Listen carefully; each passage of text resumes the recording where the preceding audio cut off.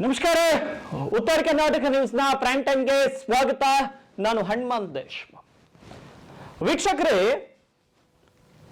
ರೋಟಿ, ಕಪ್ಪಡ, ಮಕಾನ್ ಇವುಗಳು ನಮಗೆ ದಿನನಿತ್ಯದ ಜೀವನಕ್ಕೆ ಬೇಕಾದಂತ ಅಂಶಗಳು.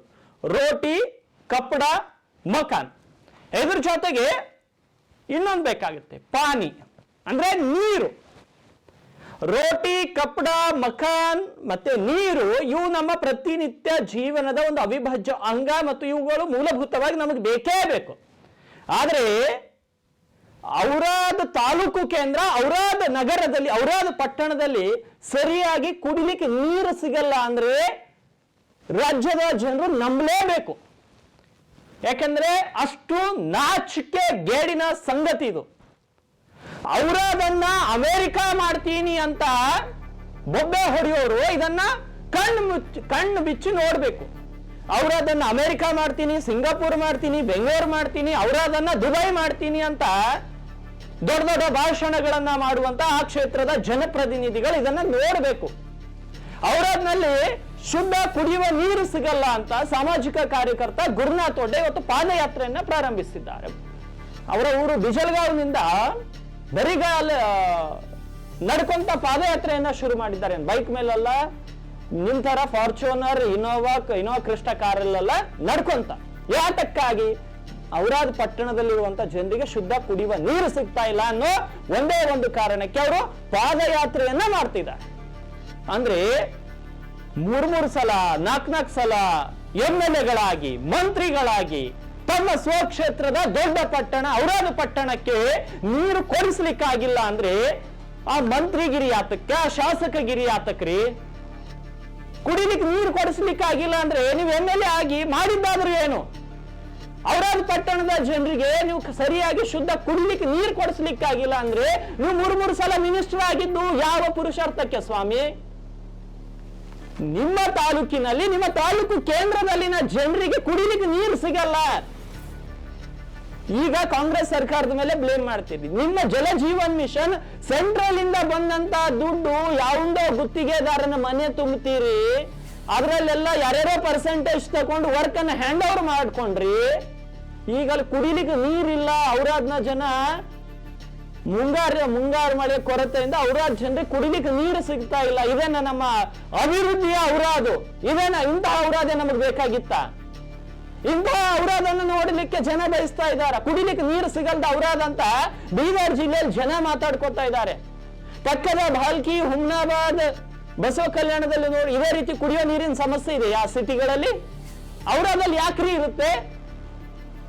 ಇಲ್ಲಿರುವಂತಹ ಉಸ್ತುವಾರಿ ಸಚಿವರಿಗೂ ಔರಾದ್ ಬಗ್ಗೆ ಕಾಳಜಿ ಇಲ್ಲ, ಅಲ್ಲಿರುವಂತಹ ಶಾಸಕರಿಗೂ ಔರಾದ್ ಬಗ್ಗೆ ಕಾಳಜಿ ಇಲ್ಲ, ಅಲ್ಲಿರುವಂತಹ ವಿರೋಧ ಪಕ್ಷದವರಿಗೂ ಕಾಳಜಿ ಇಲ್ಲ, ರೂಲಿಂಗ್ ನಲ್ಲಿ ಇರೋರಿಗೂ ಕಾಳಜಿ ಇಲ್ಲ, ವಿರೋಧ ಪಕ್ಷದವರಿಗೂ ಕಾಳಜಿ ಇಲ್ಲ, ಸಚಿವರಿಗೂ ಇಲ್ಲ, ಶಾಸಕರಿಗೂ ಇಲ್ಲ, ಸಂಸದರಿಗೂ ಇಲ್ಲ, MLC-ಗಳಿಗೂ ಇಲ್ಲ. ಔರಾದ್ ಅಂದ್ರೆ ಅದು ಯಾರಿಗೂ ಕಾಳಜಿ ಇಲ್ಲದ ವೇಸ್ಟ್ ತಾಲೂಕಾಗಿ ಅದನ್ನ ಮಾಡುವಂತಹ ಕೆಲಸ ಇವತ್ತಾಗ್ತಾ ಇದೆ.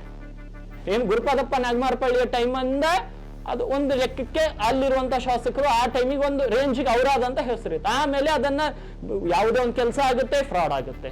ಯಾವುದೋ ಒಂದು ಜಲ್ ಜೀವನ್ ಮಿಷನ್ ಬರುತ್ತೆ, ಅದ್ರಲ್ಲೂ ಲೂಟಿ ಆಗುತ್ತೆ. ರೋಡ್ ಬರುತ್ತೆ, ಯಾರ್ದೋ ಇದಕ್ಕೆ ಮನ ಬಂದಂತೆ ರೋಡ್ ಆಗುತ್ತೆ. ಎಲ್ಲವೂ ಸಾರ್ವಭೌಮದ ರೀತಿಯಲ್ಲಿ ಆಗ್ತದೆ. ಅಂದ್ರೆ ಔರಾದ್ ಅಭಿವೃದ್ಧಿ ಆಗೋದು ಯಾರಿಗೂ ಬೇಕಾಗಿಲ್ಲ. ಔರಾದ್ ತಾಲೂಕು ಅಭಿವೃದ್ಧಿ ಆಗ್ಬೇಕು ಅಂತ ಎಲ್ಲರೂ ಭಾಷಣ ಮಾಡ್ತಾರೆ, ಔರಾದ್ ಅಭಿವೃದ್ಧಿ ಆಗ್ಬೇಕಂತ ಎಲ್ಲರೂ ಭಾಷಣ ಮಾಡ್ತಾರೆ. ಔರಾದ್ನಲ್ಲಿ ಬೇಸಿಕ್ ಆಗಿ ಕುಡಿಲಿಕ್ಕೆ ನೀರು ಸಿಗಲ್ಲ ಅಂದ್ರೆ ಔರಾದ್ನಲ್ಲಿರುವಂತ ಜನಪ್ರತಿನಿಧಿಗಳು ಏನ್ ಮಾಡ್ತಾ ಇದ್ದಾರೆ? ಸೋ ಕಾಲ್ಡ್ ಹೋರಾಟಗಾರರು ಏನ್ ಮಾಡ್ತಾ ಇದ್ದಾರೆ? ಅಲ್ಲಿರುವಂತ ಶಾಸಕರು, ಸಚಿವರು, ಜನಪ್ರತಿನಿಧಿಗಳು, ಹಿರಿಯ ಅಧಿಕಾರಿಗಳು, ತಹಶೀಲ್ದಾರು, ಪಟ್ಟಣ ಪಂಚಾಯತ್ ಮುಖ್ಯ ಅಧಿಕಾರಿಗಳು ಇವರೆಲ್ಲ ಏನು ಮಾಡ್ತಾ ಇದ್ದಾರೆ? ಸರ್ಕಾರಿ ಅಧಿಕಾರಿಗಳು ಸರ್ಕಾರಿ ಸಂಬಳ ತಗೋತಾ ಇದ್ದಾರೆ, ಶಾಸಕರು ನಮ್ಮ ತೆರಿಗೆ ಹಣದಲ್ಲಿ ಅವರು ಸಂಬಳ ತಗೋತಾ ಇದ್ದಾರೆ. ಇಷ್ಟೆಲ್ಲ ಜನರಿಗೆ ನಾವು ನೌಕರಿ ಇಟ್ಟರು ಕೂಡ, ಹೌದು ಇವರೆಲ್ಲ ನಮ್ಮ ನೌಕರರು. ತಹಶೀಲ್ದಾರು ನಮ್ಮ ನೌಕರಿ ಮಾಡೋಕ್ ಬಂದವರು, ಪಟ್ಟಣ ಪಂಚಾಯತ್ ಮುಖ್ಯ ಅಧಿಕಾರಿ ನಮ್ಮ ನೌಕರಿ ಮಾಡ್ಲಿಕ್ಕೆ ಬಂದವರು, ಶಾಸಕರಿಗೆ ನಾವು 5 ಲಕ್ಷ ಸಂಬಳ ಕೊಟ್ಟು ಬೆಂಗಳೂರಿಗೆ ಕಳಿಸ್ಕೊಡ್ತಾ ಇದೀವಿ ನಮ್ಮ ತೆರಿಗೆ ಹಣದಲ್ಲಿ, ನಮ್ಮ ಔರಾದ್ ಉದ್ಧಾರ ಮಾಡ್ತಾರಂತ. ಅವರು ಮಾಡಲ್ಲ ಅಂದ್ರೆ, ಔರಾದ್ ಕೊಡ್ಲಿಕ್ಕೆ ನೀರು ಕೊಡ್ಲಿಕ್ಕೆ ಆಗಲ್ಲ ಅಂದ್ರೆ ಶಾಸಕರು, ತಹಶೀಲ್ದಾರ್ಗಳು, ಪಟ್ಟಣ ಪಂಚಾಯತ್ ಮುಖ್ಯ ಅಧಿಕಾರಿಗಳು ಇವರಿಗೆಲ್ಲ ನಮ್ಮ ಟ್ಯಾಕ್ಸ್ ದುಡ್ಡಲ್ಲಿ ಯಾಕೆ ರೀಪೇಮೆಂಟ್ ಕೊಡ್ಬೇಕು ಅವ್ರಿಗೆ ನಾವು? ಇವತ್ತು ನೇರವಾಗಿ ನಾನು ಸಾಮಾಜಿಕ ಕಾರ್ಯಕರ್ತರಾಗಿರುವಂತ ಗುರುನಾಥ್ ಒಡ್ಡೆ ಅವರಿಗೆ ದೂರವಾಣಿ ಸಂಪರ್ಕಕ್ಕೆ ಹೋಗ್ತೀನಿ. ಯಾಕಂದ್ರೆ ಇವತ್ತು ಪಾದಯಾತ್ರೆಯ ಮೊದಲನೇ ದಿನ. ಬಹುಶಃ ಔರಾದ್ ತಲುಪಿದಾರಂತೆ. ಅವ್ರ ಜೊತೆ ಮಾತನಾಡೋಣ, ನೇರವಾಗಿ ದೂರವಾಣಿ ಸಂಪರ್ಕದಲ್ಲಿ ಅವರ ಜೊತೆ ಜಾಯಿನ್ ಆಗಿ ಅವರ ಜೊತೆ ಮಾತಾಡೋಣ. ಯಾಕೆ ಈ ಹೋರಾಟ, ಯಾಕೆ ಈ ಪಾದಯಾತ್ರೆ? ಯಾಕಂದ್ರೆ ನಾವು ಲಕ್ಷ ಕೊಟ್ಟು, ನಮ್ಮ ತೆರಿಗೆ ಹಣದಲ್ಲಿ ಲಕ್ಷ ಸಂಬಳ ಕೊಟ್ಟು ಶಾಸಕರನ್ನ, ಸಚಿವರನ್ನ, ತಹಶೀಲ್ದಾರನ್ನ, ಪಟ್ಟಣ ಪಂಚಾಯತ್ ಮುಖ್ಯ ಅಧಿಕಾರಿಯನ್ನ ನಮ್ಮ ಸೇವೆ ಮಾಡ್ಲಿಕ್ಕೆ ಅವ್ರಿಗೆ ನೌಕರಿ ಇಟ್ಕೊಂಡಿದ್ದೇವೆ. ಅವ್ರು ನಮ್ಮ ನೌಕರರು. ನೌಕರಿ ಮಾಡಬೇಕಾದವರು, ಜವಾಬ್ದಾರಿಯುತ ಸ್ಥಾನದಲ್ಲಿದ್ದವರು, ಜವಾಬ್ದಾರಿಯುತವಾಗಿ ಕಾಮಗಾರಿಗಳನ್ನ ಮುಂದೆ ನಿಂತು ಮಾಡಿಸಿ ಜನರಿಗೆ ನೀರು ಕೊಡಿಸುವುದು ಅವ್ರ ಜವಾಬ್ದಾರಿ. ಅವ್ರ ಜವಾಬ್ದಾರಿ ಮರೆತಾಗ ಸಮಾಜದಲ್ಲಿ ಒಂದು ಭಗವದ್ಗೀತೆಯಲ್ಲಿ ಇದೆ ಅಲ್ಲ, ಅಂದ್ರೆ ಯಾವಾಗ ಅನ್ಯಾಯ ಹೆಚ್ಚಾಗತ್ತೋ ಆ ಟೈಮಲ್ಲಿ ಶ್ರೀಕೃಷ್ಣ ಉದಯಿಸಿ ಬರ್ತಾನಂತೆ. ಅಂತಹ ಈಗ ಅನ್ಯಾಯದ ಪರಮಾವಧಿ, ಕುಡಿಲಿಕ್ಕೆ ನೀರು ಸಿಗಲ್ಲ ಔರಾದ್ ತಾಲೂಕಿನಲ್ಲಿ. ಅಂದ್ರೆ ಬೀದರ್ ಜಿಲ್ಲೆಯಲ್ಲಿ ಜನ ಮಾತಾಡ್ಕೋತಾ ಇದ್ದಾರೆ, ಬೀದರ್ ಸಿಟಿಯಲ್ಲಿ ಔರಾದಲ್ಲಿ ಕುಡಿಲಿಕ್ಕೆ ನೀರೇ ಸಿಗಲ್ಲ ಅಂತ್ರಿ, ನೀವು ಔರಾದವ್ರು ಹೆಂಗಿರ್ತೀರಿ ಅಂತ ನನಗೆ ಕೇಳಿದಾಗ ನನಗೂ ನಾಚಿಕೆ ಆಗ್ತಾ ಇದೆ. ಅಂತಹ ಪರಿಸ್ಥಿತಿ, ಸಿಟಿಯಲ್ಲಿ ನೀರು ಸಿಗಲ್ಲ ಅಂದ್ರೆ. ಈಗ ಖುದ್ದಾಗಿ ಸಾಮಾಜಿಕ ಕಾರ್ಯಕರ್ತರಾಗಿರುವಂತ ಗುರುನಾಥ್ ಅವರು ದೂರವಾಣಿ ಸಂಪರ್ಕದಲ್ಲಿದ್ದಾರೆ. ಅವರ ಪಾದಯಾತ್ರೆ ಹೇಗ್ ನಡೀತಾ ಇದೆ ಎಲ್ಲವನ್ನ ಅವ್ರ ಜೊತೆನೆ ಸರ್, ನಮಸ್ತೆ ಸರ್. ಸರ್ ನಮಸ್ಕಾರ ಸರ್. ಪಾದಯಾತ್ರೆ ಮೊದಲನೇ ದಿನ ಹೇಗಿತ್ತು ಸರ್? ಸರ್ ಮುಂಜಾನೆ 11 ಗಂಟೆಗೆ ಓಕೆ ಜನಸೇವಾ ಆಶ್ರಮ ಭವಾನಿ ಬಿಸಲಗಾವದಿಂದ ಪಾದಯಾತ್ರೆ ಪ್ರಾರಂಭ ಆಗಿದೆ. ಓಕೆ. ಅಲ್ಲಿಂದ ನಮ್ಮ ಗ್ರಾಮ ದೇವತೆ ಭವಾನಿ ಮತ್ತೆ ದರ್ಶನ ಪಡೆದು ಇವಾಗ ನಾವು ಬೆಳ್ಕೊಣಿ ಬಬ್ಬಳಗಡ್, ಸಂಗನಾಳ್ ಪಾಟಿ, ಕರ್ಕ್ಯಾಳ್, ಯಕಂಬ ದಾಟಿ ಔರಾದ್ ಸಮೀಪ ಬಂದು ತಲುಪಿದೀವಿ ಸರ್. ಔರಾದ್ ಸಮೀಪ ಇದ್ದೀವಿ. ಒಂದು 10 ನಿಮಿಷದಲ್ಲಿ ಅಮರೇಶ್ವರ ಮಂದಿರಕ್ಕೆ ಹೋಗ್ತೀವಿ. Okay sir. ಈಗ ಮೊದಲನೇ ದಿನ ಈಗ ತಾವು ಡೈರೆಕ್ಟ್ ಸಿಎಂ ಅವ್ರಿಗೆ ಪತ್ರ ಕೊಡೋಕೆ ತಮ್ಮ ಏನು ಜನ ಆಶ್ರಮದಿಂದ ಡೈರೆಕ್ಟ್ ಆಗಿ ಮುಖ್ಯಮಂತ್ರಿ ಕಚೇರಿ ತನಕ ಪಾದಯಾತ್ರೆ ಮಾಡ್ತೀನಿ ಅಂತ ಹೇಳಿದಿರಿ ಸರ್. ಹೌದು ಸರ್. ಅಲ್ಲ, ಈಗ ನಮ್ಮ ಸರ್ಕಾರ, ಈಗ ನಮ್ಮ ತೆರಿಗೆ ಹಣದಲ್ಲಿ ಸಂಬಳ ಪಡೆಯೋರಿಗೆ ಇಲ್ಲದಂತ ಕಾಳಜಿ ಸರ್. ನೀವು ಎಷ್ಟೆಲ್ಲ ಕಾಳಜಿ ವಹಿಸ್ತಾ ಇದ್ದೀರಾ, ಜನರ ರೆಸ್ಪಾನ್ಸ್ ಹೆಂಗಿದೆ ಅಂತ? ಸರ್ ಒಂದು ಮಾತು, ನಾವು ಪ್ರಜಾಪ್ರಭುತ್ವದಲ್ಲಿ ಇದ್ದೀವಿ ಅಂಬದೇ ಇವತ್ತು ನಮಗೆ ಡೌಟ್ ಹೊಂಟಿದೆ. ಓಕೆ. ಕರ್ನಾಟಕದಲ್ಲಿ ಮಾನವ ಹಕ್ಕುಗಳ ಉಲ್ಲಂಘನೆ ಆಗ್ತಾ ಇದೆ. ಓಕೆ. ಕುಡಿಲಿಕ್ಕೆ ನೀರು ಸಿಗ್ಲಿಲ್ಲ ಅಂದ್ರ ಇದಕ್ಕಿಂತ ನಾಚಿಗೇಡ ಸಂಗತಿ ಕರ್ನಾಟಕ ನಾಡಿಗೆ ಅವಮಾನದ ಸಂಗತಿ ಮತ್ತೊಂದಿಲ್ಲ. ಹೌದು ಸರ್. ಕುಡಿಲಿಕ್ಕೆ ನೀರಿಗಾಗಿ ಇವತ್ತು 10 ದಿವಸ, ಇವತ್ತು 10ನೇ ದಿವಸ ಇದೆ, ನೀರಿಲ್ಲ. ಓಕೆ. ಶ್ರೀಮಂತರಿಗೆ ಮೋಟಾರ್ ಇದೆ, ಅವ್ರು ನೀರು ತಗೋತಾರ, ಬಡವರೆಲ್ಲ ಹೋಗ್ಬೇಕು. ಹೌದು ಸರ್. ಇಂತ ಪರಿಸ್ಥಿತಿ ಇದೆ. ಆದ್ರೆ ನಮ್ ದುರ್ದೈವ ಏನಂದ್ರ ಈ ಕ್ಷೇತ್ರದ ಶಾಸಕರು ಕಣತೆರ್ ನೋಡ್ತಾ ಇಲ್ಲ. ಓಕೆ. ನಮ್ಮ ಕರ್ನಾಟಕ ಸರ್ಕಾರದ ಯಾವ ಮಂತ್ರಿ ಕರ್ನಾಟಕ ಸರ್ಕಾರ ಈ ಕಡೆ ನೋಡ್ತಾ ಇಲ್ಲ. ಓಕೆ. ಜಿಲ್ಲಾಡಳಿತ, ತಾಲೂಕಾಡಳಿತ, ಪಟ್ಟಣ ಪಂಚಾಯತಿ ಸತ್ ಹೋಗಿದೆ. ಓಕೆ. ನಾವ್ ಏನ್ ಭಿಕ್ಷೆ ಬಿಡ್ತಾ ಇದೀವಿ ಅಂದ್ರ ಕುಡ್ಲಿಕ್ಕೆ ನೀರ್ ಕೊಡ್ರಪ್ಪ ಅಂತ ಕೇಳ್ತಾ ಇದೀವಿ, ಬೇರೆ ಏನ್ ಕೇಳ್ತಾ ಇಲ್ಲ. ಹೌದು ಸರ್. ಮೋಟರ್ ಸುಟ್ಟಿದೆ ಅಂತ ಹೇಳ್ತಾ ಇದ್ದಾರೆ. ಇದು ಬೇಸಿಗೆಯಲ್ಲೂ ಕೂಡ ಇದೇ ತರ ಆಗಿ 15 ದಿವಸ ನೀರು ಸಿಕ್ಕಿರ್ಲಿಲ್ಲ, 2 ತಿಂಗಳಿಗೆ ಹಿಂದುಗಡೆ. ಓಕೆ. ಈ ಮತ್ತೊಂದು ಪರಿಸ್ಥಿತಿ ಅದೇ ಬಂದಿದೆ. ಓಕೆ. ಅಂದ್ರೆ ಕುಡ್ಲೇಕ ನೀರು ಸಿಗುತ್ತೆ ಅಲ್ಲ ಅಂದ್ರ ಇದಕ್ಕಿನ್ನ ನಾಚಿಗಡಿ ಸಂಗತಿ ಯಾವ್ದಿದೆ? ಯಾವುದಿಲ್ಲ. ಮಾನವ ಹಕ್ಕ ಉಲ್ಲಂಘನೆ, ಸಂವಿಧಾನದ ಉಲ್ಲಂಘನೆ, ಪ್ರಜಾಪ್ರಭುತ್ವ ಇಲ್ಲದ ಪರಿಸ್ಥಿತಿ, ಜನಪ್ರತಿನಿಧಿ ಹ್ಯಾಂಗ್ ವರ್ತಿಸ್ತಾ ಇದ್ದಾರ, ಈ ಸಮಸ್ಯೆಗ ನಮ್ಗ ಯಾವುದೇ ಸಂಬಂಧ ಇಲ್ಲ. ಓಕೆ. ಯಾರು ಹಾಳ ಪಾದಯಾತ್ರೆ ಮಾಡ್ಲಿ, ಹಾಳ ಬೈದಾಗರ ಬೀಳ್ಲಿ ಅಂತ ಅವ್ರ ಮಾನಸಿಕತೆ ಆಗಿದೆ.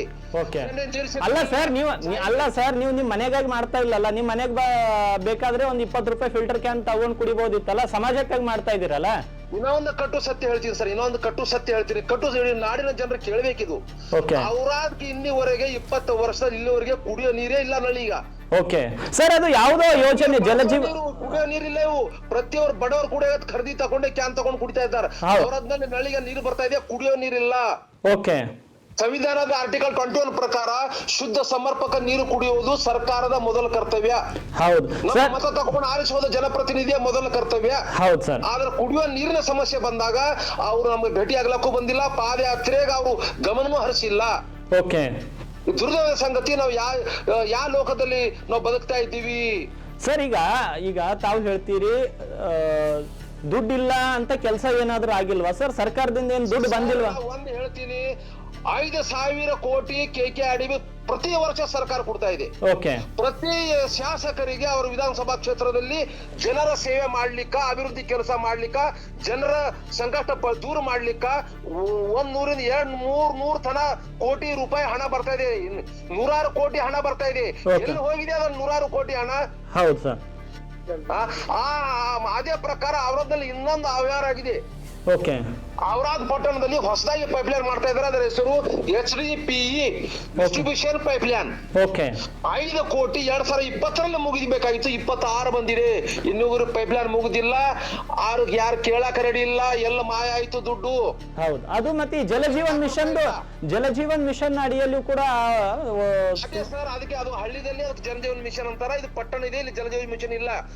ಇಲ್ಲಿ ಏನಂದ್ರೆ HDPE ಡಿಸ್ಟ್ರಿಬ್ಯೂಷನ್ ಪೈಪ್ಲೈನ್ ಅಂತ ದುಡ್ಡು ಬಂದಿದೆ 5 ಕೋಟಿ. ಅದು ಕಾಮಗಾರಿ ಮುಗಿದು ಜನರಿಗೆ ಆ ಪೈಪ್ಲೈನ್ ಮುಖಾಂತರ 2020ರಲ್ಲಿ ನೀರು ಸಿಗಬೇಕಾಗಿತ್ತು. 26 ಬಂದಿದೆ. 6 ವರ್ಷ ಆದ್ರೂ ಆ ಪೈಪ್ಲೈನ್ ನೀರು ಬರ್ತಾ ಇಲ್ಲ. ಜನಪ್ರತಿನಿಧಿ ಮರ್ತ್ ಹೋಗಿದಾರ.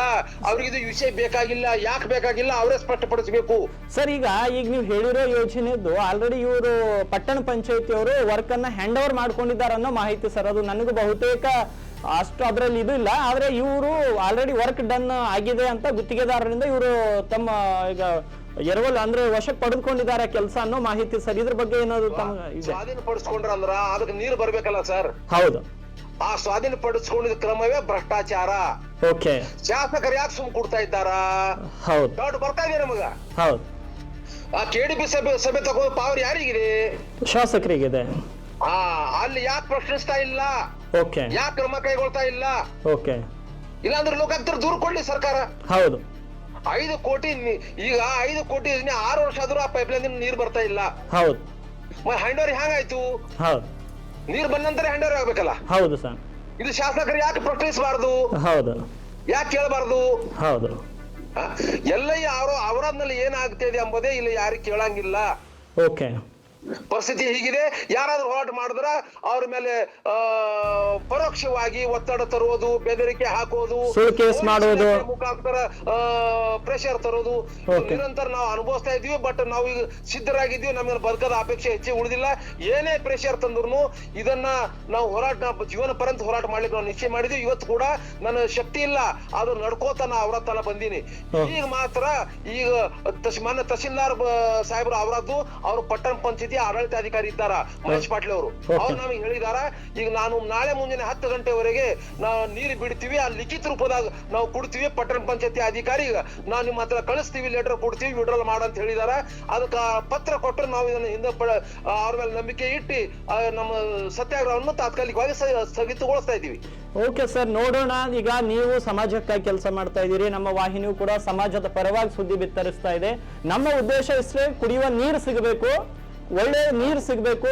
ಯಾಕಂದ್ರೆ ಜನರಿಗೀಗ ರೋಟಿ ಕಪಡ ಮಕಾನ್ ಜೊತೆ ಪಾನಿನೂ ಅಂದ್ರೆ ನೀರು ಕೂಡ ಇಂಪಾರ್ಟೆಂಟ್. ಅದೊಂದು ಸಿಕ್ಕರೆ ಎಲ್ರಿಗೂ ಒಳ್ಳೇದು.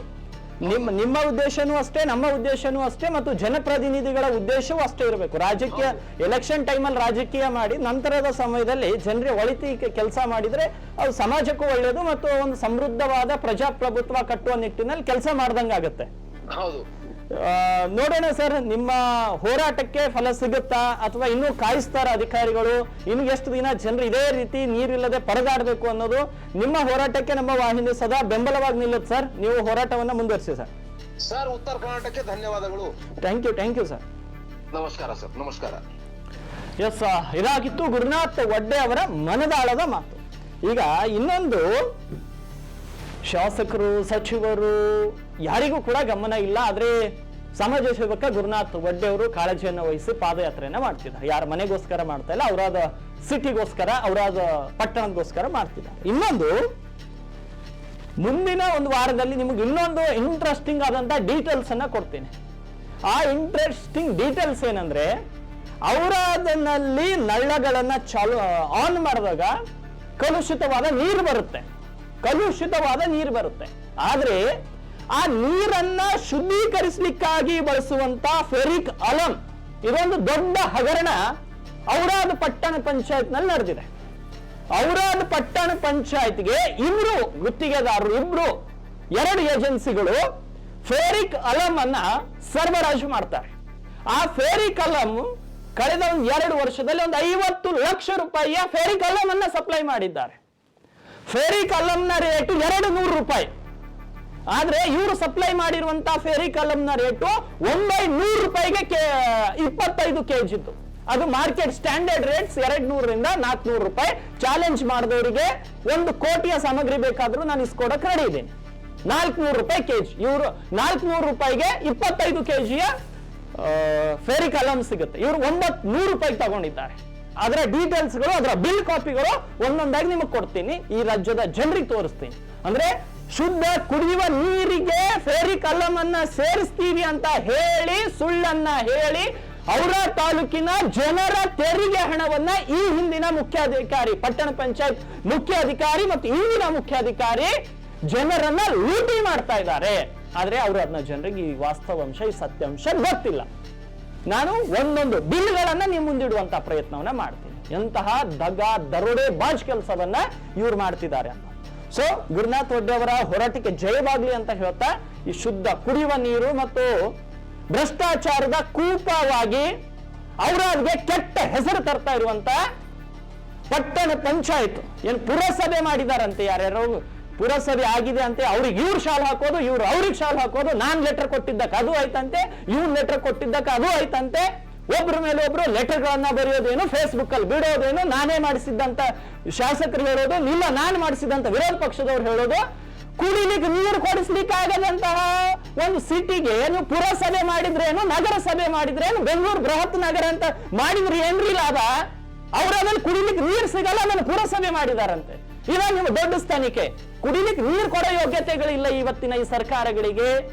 ಅದನ್ನ ಪುರಸಭೆ ಏನ್ ಮಾಡಿ ಉಪ್ಪಿನಕಾಯಿ ಹಾಕ್ತೀರಾ? ಅವ್ರ ಅದನ್ನು ಪುರಸಭೆ ಮಾಡಿ ಉಪ್ಪಿನಕಾಯಿ ಹಾಕ್ತೀರಾ? ಕುಡಿಲಿಕ್ಕೆ ನೀರು ಕೊಡ್ರಿ ಮೊದಲು. ಕುಡಿಲಿಕ್ಕೆ ನೀರು ಕೊಡ್ಲಿಕ್ಕೆ ಆಗಲ್ಲ, ಪಟ್ಟಣ ಪಂಚಾಯತಿನ ಪುರಸಭೆ ಮಾಡಿದಾರಂತ ಇವರೆಲ್ಲ. ಯಾವ ಪುರುಷಾರ್ಥಕ್ಕೆ ಮಾಡಿದ್ದೀರಿ ಪುರಸಭೆನ? ಕುಡಿಲಿಕ್ಕೆ ನೀರು ಸಿಗಲ್ಲ ರೀ. ಈ ಫೆರಿಕ್ ಅಲಾರ್ಮ್ ನಲ್ಲಿ 30 ಲಕ್ಷ ರೂಪಾಯಿ ಲೂಟಿ ಹೊಡೆದಿದ್ದಾರೆ, ಅದನ್ನು ಕೇಳೋರಿಲ್ಲ. ಅಲ್ಲಿ ಸಿಟಿಯಲ್ಲಿ ನೀರು ಸರಬರಾಜಿಗೆ 5-6 ಕೋಟಿ ರೂಪಾಯಿ ಖರ್ಚು ಮಾಡಿದ್ದಾರೆ. ಕುಡಿಲಿಕ್ಕೆ ನೀರು ಬರಲ್ಲ. ಶುದ್ಧ ಕುಡಿಯುವ ನೀರಿಗೆ ಫೆರಿಕ್ ಅಲಾರ್ಮ್ ಹಗರಣ. 1-2 ಔರಾದ್ ಅಂದ್ರೆ, ಔರಾದ್ ತಾಲೂಕ್ ಅಂದ್ರೆ ಸಿಂಪಲ್ ರೀ. ಕಲ್ಯಾಣ ಕರ್ನಾಟಕ ಪ್ರದೇಶ ಅಭಿವೃದ್ಧಿ ಮಂಡಳಿ ಹಣ ಬರುತ್ತೆ, 25% ಲಂಚದ ರೂಪದಲ್ಲೇ ಹೋಗುತ್ತೆ. ನನಗನ್ಸಿದ್ದು 25, ಅಲ್ಲಿ ಸ್ಥಳೀಯರು ಹೇಳೋ ಪ್ರಕಾರ 50% ಹೋಗುತ್ತಂತೆ. ಔರಾದ್ ತಾಲೂಕಲ್ಲಿ ಯಾವುದೇ ಕಾಮಗಾರಿ ಮಾಡಿದ್ರು 50% ಬರೀ ಭ್ರಷ್ಟಾಚಾರದಲ್ಲಿ ಹೋಗುತ್ತಂತೆ. ಯಾವುದೋ ಸ್ಕೂಲ್ಗಳಿಗೆ ಬಣ್ಣ ಸುಣ್ಣ ಬೆಳೀತಾರೆ, 2 ಲಕ್ಷ ಕೆಲ್ಸಕ್ಕೆ 15 ಲಕ್ಷ ಬಿಲ್. KRIDL ದವ್ರು ಮಾಡಿದ್ರು, ಲ್ಯಾಂಡ್ ಆರ್ಮಿ ಅವರು ಮಹಾನುಭಾವರು. ಔರಾದ್ ತಾಲೂಕನ್ನ ವಿದ್ಯಾರ್ಥಿಗಳ ವಿದ್ಯಾದ ಹೆಸರಲ್ಲಿ ಲೂಟಿ ಮಾಡಿ ಹೋಗಿದ್ದಾರೆ ಈ KRIDL ನ ಅಧಿಕಾರಿಗಳು. ಅಷ್ಟೊಂದು ಲೂಟಿಕೋರ ಅಧಿಕಾರಿಗಳು. ಕಲ್ಯಾಣ ಕರ್ನಾಟಕ ಪ್ರದೇಶ ಅಭಿವೃದ್ಧಿ ಮಂಡಳಿ ಹಣವನ್ನ, ವಿದ್ಯಾರ್ಥಿಗಳ ಒಳಿತಿಗಾಗಿ ಬಂದಂತ ಹಣವನ್ನ ತಿಂದಿದ್ದಾರೆ. ಅವ್ರಿಗೆ ಎಂದು ದೇವರು ಒಳ್ಳೆಯದು ಮಾಡಲ್ಲ. ಇನ್ನೊಂದು, ಯಾವುದೇ ಹಣ ಬರುತ್ತೆ ಲ್ಯಾಂಡ್ ಆರ್ಮಿಗೆ ಹೋಗುತ್ತೆ, ಇಲ್ಲ KR ನಿರ್ಮಿತಿ ಕೇಂದ್ರಕ್ಕೆ ಹೋಗುತ್ತೆ. ಅಲ್ಲಿ ಗುತ್ತಿಗೆದಾರ ಯಾರು ಕೆಲಸ ಮಾಡ್ತಾ ಇಲ್ಲ. ಅವ್ರ ಯಾವ ಗುತ್ತಿಗೆದಾರ ಮಾಡ್ತಾನೆ, ಬರೀ ಭ್ರಷ್ಟಾಚಾರ ಮಾಡಿ ಸೈಡಿಗೆ ಆಗ್ತಾ ಇದ್ದ. ಇಂತಹ ಪರಿಸ್ಥಿತಿ ಔರಾದ್ಗೆ ಬಂದಿದೆ. ಇಂತಹ ಪರಿಸ್ಥಿತಿಯಲ್ಲಿದ್ರು ಕೂಡ ಅಲ್ಲಿರೋ ಜನ ಸುಮ್ಮನೆ ಇರ್ತಾ ಇದ್ದಾರಲ್ಲ. ಪಾಪ ಅವರು ಪ್ರಜಾಪ್ರಭುತ್ವ ದೇಶದಲ್ಲಿದ್ದಾರೋ ಅಥವಾ ಎಲ್ಲಿದ್ದಾರೋ ನನಗೆ ಗೊತ್ತಾಗ್ತಾ ಇಲ್ಲ. ಅಂತಹ ಪರಿಸ್ಥಿತಿ ಔರಾದಲ್ಲಿದೆ. ನೋಡೋಣ, ಕುಡಿಯುವ ನೀರಿಗೆ ಶಾಶ್ವತ ಪರಿಹಾರ ಏನು ಜಿಲ್ಲಾಡಳಿತ, ತಾಲೂಕು ಆಡಳಿತ, ಅಲ್ಲಿರುವಂತಹ ಸ್ಥಳೀಯ ಜನಪ್ರತಿನಿಧಿಗಳು ಒದಗಿಸ್ತಾರಾ ಅಥವಾ ಎಷ್ಟಕ್ಕೆ ಎತ್ತಾದ್ರೂ ಸಾಯಿಲಿ ಅಂತ ಬಿಡ್ತಾರ ಅನ್ನೋದನ್ನ ಕಾದ್ ನೋಡೋಣ.